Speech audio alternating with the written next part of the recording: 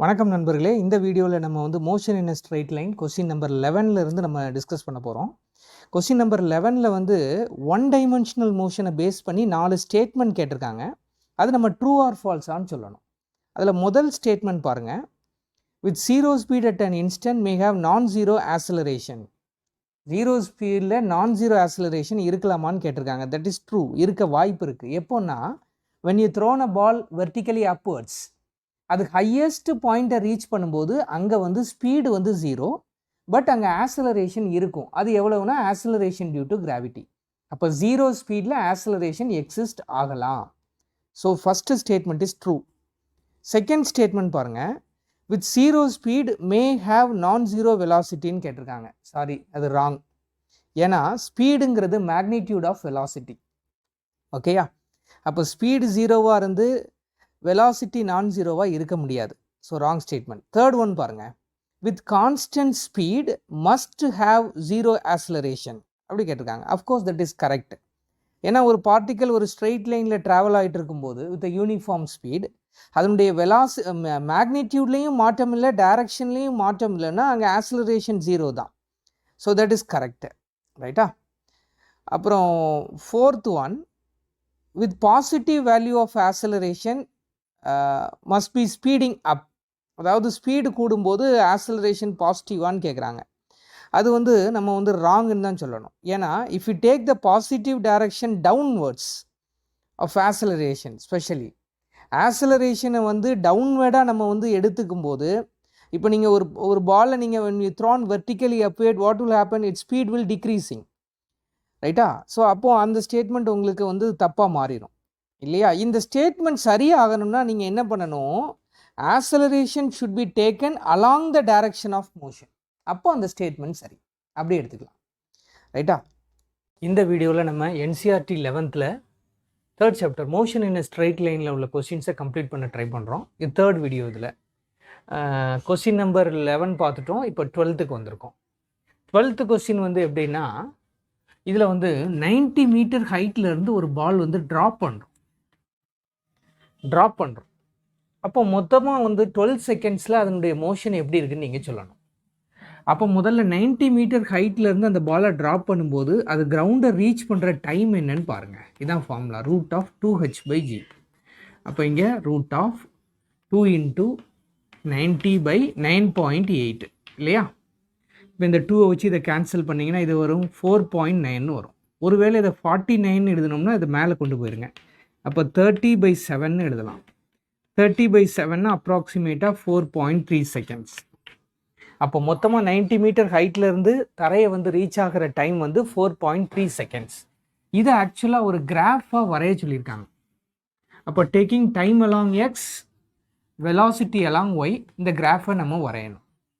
அப்போ இப்போ இங்கே பாருங்கள். when the time is of 4.3, இந்த பால் கிரவுண்டை வந்து ஹிட் பண்ணியிருக்கும் with a maximum velocity of velocity நமக்கு தெரியாது இல்லையா? வெலாசிட்டி நீங்கள் கால்குலேட் பண்ணுங்கள். Velocity equal to root of 2gh. அப்போ இங்கே 2 × 9.8. Okay, fine. இதில் இப்போ இந்த ஹைட்டுக்கான வேல்யூ 92ன்னு போட்டிங்கன்னா ரூட் ஆஃப் உங்களுக்கு 19.6 × 90. இது ஒர்க் அவுட் பண்ணிங்கன்னா அப்ராக்சிமேட்டாக 42 வரும். அப்போ இது கிரவுண்டை ரீச் பண்ணும்போது இதனுடைய வெலாசிட்டி பார்த்தீங்கன்னா 42 மீட்டர்/செகண்ட் ஆகும். அப்போ இப்போ இங்கே பாருங்கள், இந்த பால் என்ன இருக்கும்னா இது டவுன்வர்ட் மோஷன்.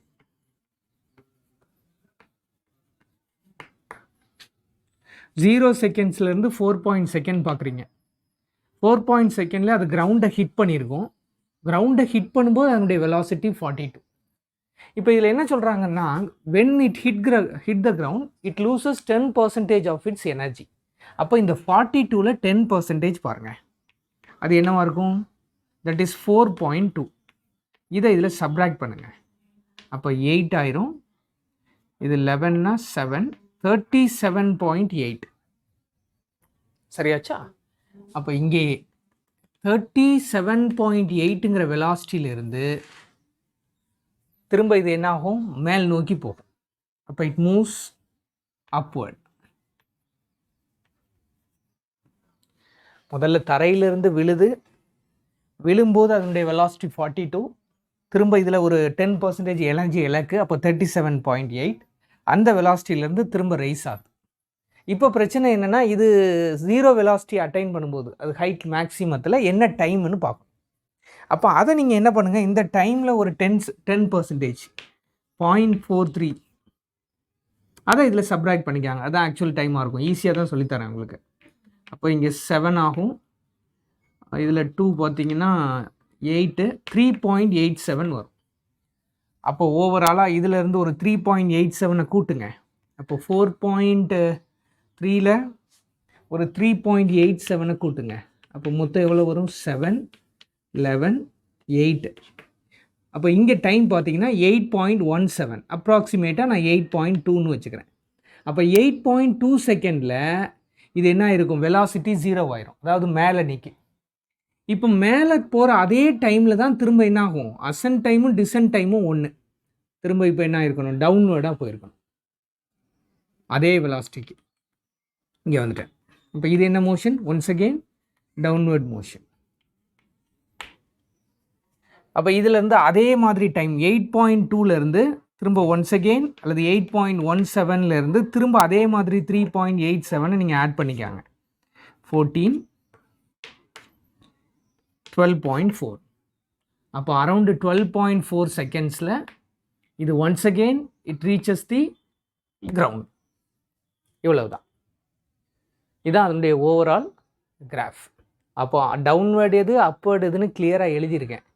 அதை வச்சு நீங்கள் இதில் எதுவும் டவுட்ஸ் இருந்தால் கேளுங்க. நீங்கள் 2 விஷயம் கவனிக்கணும். ஒன்று வெலாசிட்டியும் கண்டுபிடிக்கிற ஃபார்முலா, இன்னொன்று டைம் கண்டுபிடிக்கிற ஃபார்முலா. முதல் முறை மட்டும் கண்டுபிடிங்க, அதுக்கப்புறம் அதில் 10% நீங்கள் வந்து சப்ராக்ட் பண்ணிவிட்டு போட்டுடலாம்.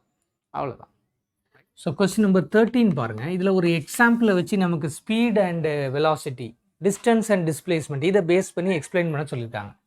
ஸோ ஒருத்தர் ஏங்கிற பாயிண்ட்லேருந்து பிங்கிற ஒரு பாயிண்ட்டுக்கு நகர்றாரு இன் ஸ்ட்ரைட் லைன், ரைட்டா? இப்போ ஏ டு பி மூவ் ஆகிட்டு திரும்ப பி டு ஏ ரிட்டர்ன் ஆயிடுறாரு. இதுதான் அந்த டோட்டல் ஜேர்னியினுடைய சிச்சுவேஷன். இப்போ இதை வச்சுக்கிட்டு டிஸ்பிளேஸ்மெண்ட் இதில் என்னன்னு கேட்டால் என்ன சொல்லுவோம்? டிஸ்பிளேஸ்மெண்ட்ங்கிறது இனிஷியல் ஃபைனல் பாயிண்ட்டுக்கான ஷார்ட்டஸ்ட் டிஸ்டன்ஸ். ரெண்டுமே இங்கே சேம். அப்போ டிஸ்பிளேஸ்மெண்ட் 0. டிஸ்டன்ஸ் கால்குலேட் பண்ண சொன்னால் என்ன சொல்லுவேன்? டிஸ்டன்ஸுங்கிறது இது ஒரு ஏபி, திரும்ப ரிட்டர்ன் வரும்போது ஒரு ஏபி, அப்போ மொத்தத்தில் 2AB சொல்லிடலாம். அப்போ டிஸ்பிளேஸ்மெண்ட் இது, டிஸ்டன்ஸ் இது.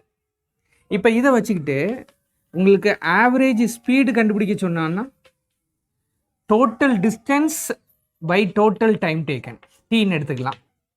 இதே மாதிரி ஆவரேஜ் வெலாசிட்டி கண்டுபிடிக்க சொன்னான்னா டோட்டல் டிஸ்பிளேஸ்மெண்ட் பை டைம், அப்போ தட் இஸ் 0. அப்போ ஆவரேஜ் ஸ்பீடும் கண்டுபிடிச்சிட்டேன், ஆவரேஜ் வெலாசிட்டியும் கண்டுபிடிச்சிட்டேன். இப்போ இதில் இன்னொரு சப்டிவிஷன் என்ன கொடுத்துருக்காங்க? இது ரெண்டும் எப்படி இருக்குன்னு கேட்குறாங்க. அப்போ இதில் உங்களுக்கு பார்த்தீங்கன்னா டிஸ்டன்ஸ் தான் டிஸ்பிளேஸ்மெண்ட்டை விட அதிகமாக இருக்குது, 1 சிங்கிற சப்டிவிஷனில் கொடுத்துருக்கக்கூடியது. அப்புறம் ஆவரேஜ் ஸ்பீடு தான் உங்களுக்கு ஆவரேஜ் வெலாசிட்டியை விட அதிகமாக இருக்குது. இதான் நம்ம இதில் கன்க்ளூட் பண்ணுறோம். கிளியர்? அப்போ ஒரு சிச்சுவேஷன் எடுத்துகிட்டு அதில் டிஸ்டன்ஸ் டிஸ்பிளேஸ்மெண்ட்டை வச்சு நம்ம டிஸ்கஸ் பண்ணுறோம். ஸ்பீடு வெலாசிட்டி அதை பேஸ் பண்ணி அதையும் டிஸ்கஸ் பண்ணுறோம். இதான் அதுக்கான கன்க்ளூஷன். 14th கொஸ்டின் பாருங்கள். A man walks from A to B. அவர் மார்க்கெட்டுக்கு போகிறாரு. மார்க்கெட்டுக்கான தூரம் கொடுத்துருக்காங்க 2.5 கிலோமீட்டர்.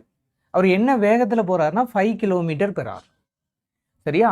அப்போது இதை அவர் ரீச் பண்ணுறதுக்கு முதல்ல எவ்வளவு டைம் ஆகுதுங்கிறத கால்குலேட் பண்ணுங்கள். டைம்ங்கிறது என்ன? டிஸ்டன்ஸ், நான் கிலோமீட்டரில் தான் வச்சுருக்கேன், பை வெலாசிட்டி. அது எப்படி இருக்குது? km/h இருக்குது.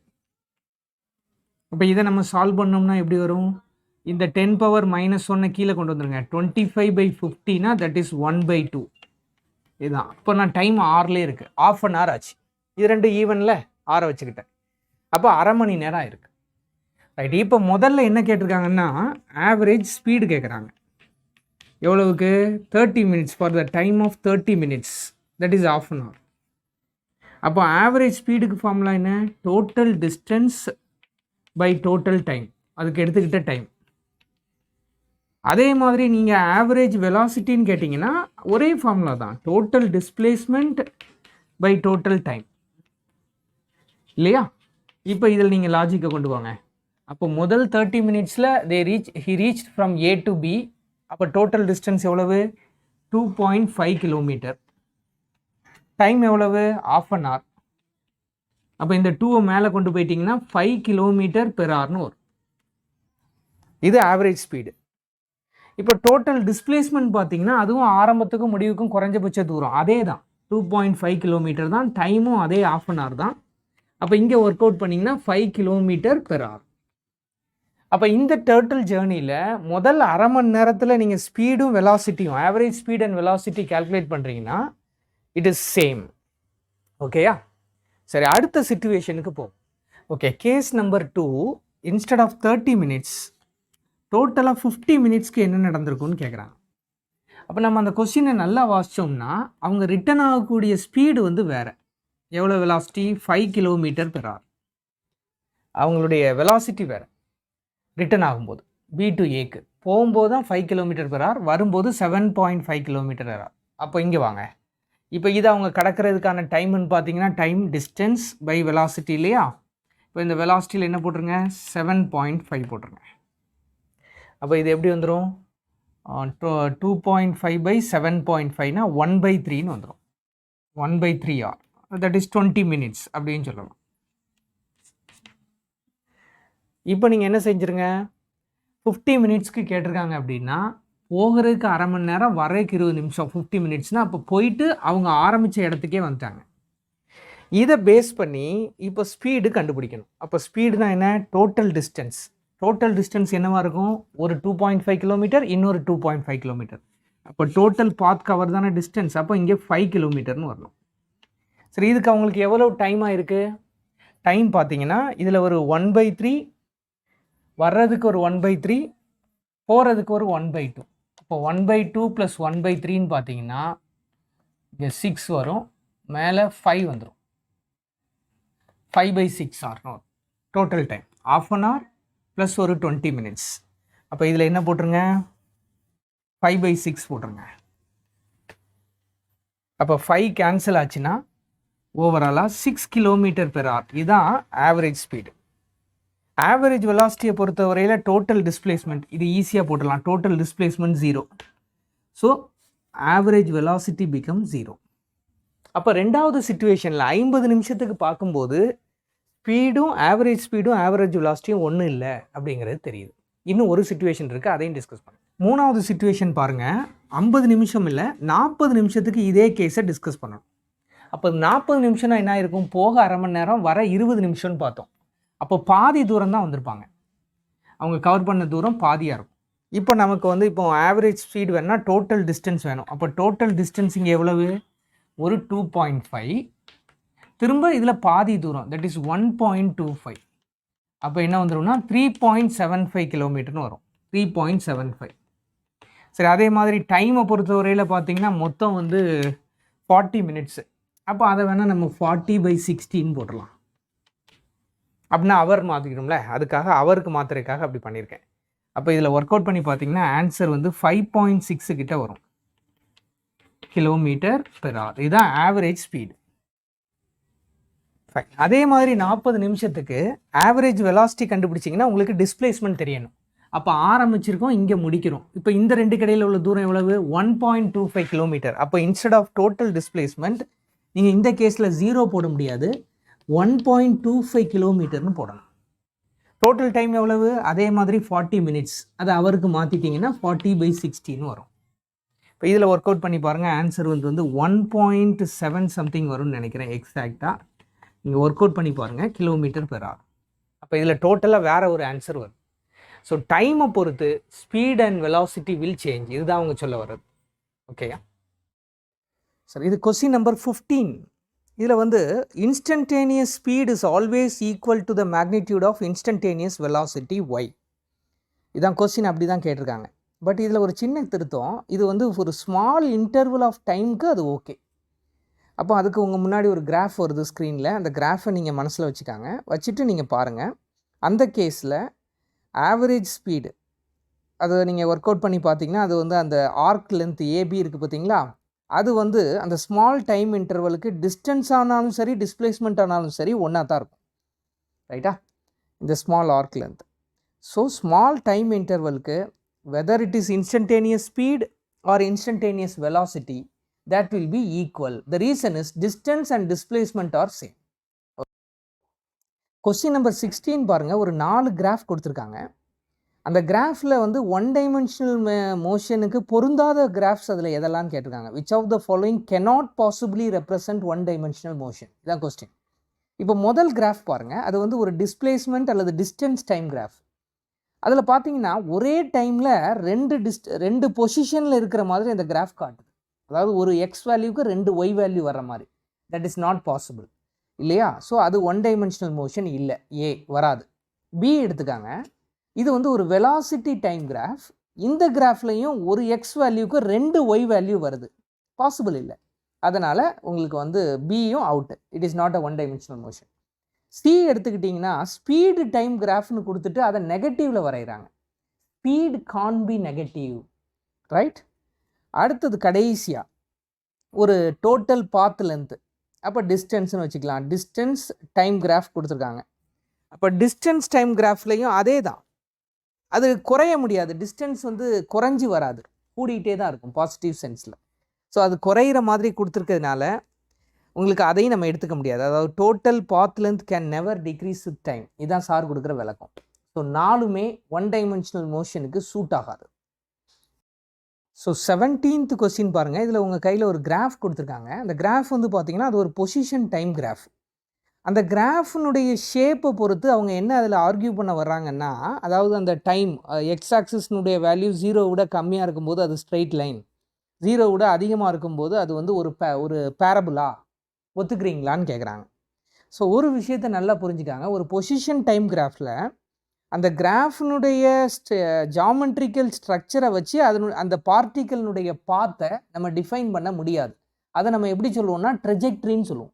ட்ரெஜெக்ட்ரிங்கிறது path of the particle, right. So we cannot define a trajectory of the particle with the help of a position time graph. So இந்த கிராஃபை அப்படியே மீன் பண்ணி நீங்கள் ஆர்கியூ பண்ணக்கூடாது. So that is totally wrong. So இந்த கேஸில் இது எதனுடைய படமாக இருக்கலாம், if not suggest a suitable physical context for this கிராஃப்னு சொன்னதுனால அதுக்கு நம்ம விளக்கம் சொல்கிறோம். இது ஒன்றும் இல்லை, ஒரு ஃப்ரீ ஃபால் பாடியினுடைய அந்த பொசிஷன் டைம் கிராஃபாக இதை எடுத்துக்கலாம். So that is right. 18th question பாருங்கள், ஒரு போலீஸ் கார், சரியா, இது போலீஸ். இதிலிருந்து ஒரு புல்லட்டை நம்ம ஃபயர் பண்ணுறோம், சரியா. இது நமக்கு முன்னாடி இது அந்த தீஃப் கார், அதுவும் என்ன ஆகுதுன்னா ஒரு குறிப்பிட்ட வெலாசிட்டியில் போகுது. அப்போ இதில் என்னெல்லாம் வருது, police car it moves with a velocity, புல்லட்டும் ஃபயர் பண்ணும்போது இட் ஹேவ் அ வெலாசிட்டி இல்லையா. அதே மாதிரி தீஃப் காரும் இட் வாஸ் அண்டர் மோஷன், அப்போ அதுவும் ஒரு வெலாசிட்டியில் இருக்கும். 3 இயங்குது, அந்த வேல்யூஸை கொடுத்துருக்காங்க. அப்போ போலீஸ் கார்னுடைய வெலாசிட்டி வந்து எப்படி கொடுத்துருக்காங்கன்னா 30 km/h கொடுத்துருக்காங்க, சரிங்களா. அதே மாதிரி புல்லட்டை பொறுத்த வரையில் இதை பாருங்கள் 150 m/s கொடுத்துட்டான். அப்போ இது அன்ஈவனாக இருக்குல்ல, இதை ஈவனாக மாற்றுறதுக்காக இதை என்ன செய்கிறேன், 30 × 5/18 போடுறேன். அப்போ m/s மாறும். இப்போ அப்ராக்சிமேட்டாக பார்த்தீங்கன்னா 8.33 வருது. இது இப்போ m/s இருக்குது போலீஸ் வேனுடைய ஸ்பீடு.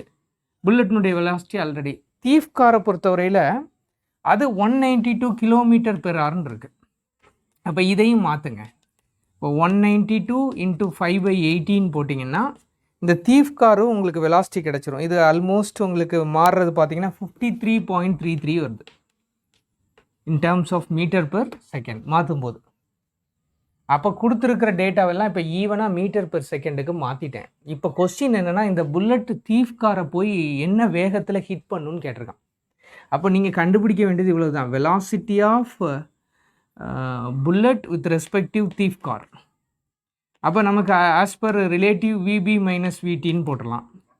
150 - 53.33 வெறும். அப்போ இந்த வேல்யூ மட்டும் எடுத்துகிட்டு போகலான்னு பார்த்தீங்கன்னா, இங்கே என்ன சிச்சுவேஷன் அமைஞ்சிருக்கணும், நான் இந்த ஸ்டெப்பை நான் ப்ரொசீட் பண்ணுறேன்னா இந்த கார் வந்து ரெஸ்ட்டில் இருந்திருக்கணும். அப்போ தான் இந்த ஃபயர் பண்ண புல்லட்டு போய் இந்த மூவ் ஆகக்கூடிய அந்த தீஃப்னுடைய காரை ஹிட் பண்ணும்போது இந்த ஃபார்முலா சூட் ஆகும். ஆனால் நம்ம நேரம் இதுவும் மூவ் ஆகிட்டுருக்கு. அப்போ நீங்கள் என்ன பண்ணணும் இந்த இடத்துல, இந்த வெஹிக்கிள் போலீஸ் வெஹிக்கிள்னுடைய வெலாசிட்டியும் இதோட நீங்கள் ஆட் பண்ணணும். அப்போ இதில் புல்லட்னுடைய வெலாசிட்டி 150, போலீஸினுடைய வெலாசிட்டி வேனுடைய 8.3னா அதையும் நீங்கள் சேர்க்கணும். அப்போ இப்போ 158.33. இதை இப்போ இந்த 53.33ல் நீங்கள் என்ன செஞ்சிட வேண்டியதான், சப்ராக்ட் பண்ணிட வேண்டியதான். இப்போ ஆன்சர் வந்துடும் உங்களுக்கு. அப்போ உங்களுக்கு பார்த்தீங்கன்னா அரவுண்டு 105 வருது ஆன்சர். 105 மீட்டர்/செகண்ட். ஸோ இந்த வேகத்தில் அந்த புல்லட் போய் அந்த தீஃப் காரை ஹிட் பண்ணியிருக்கோம்.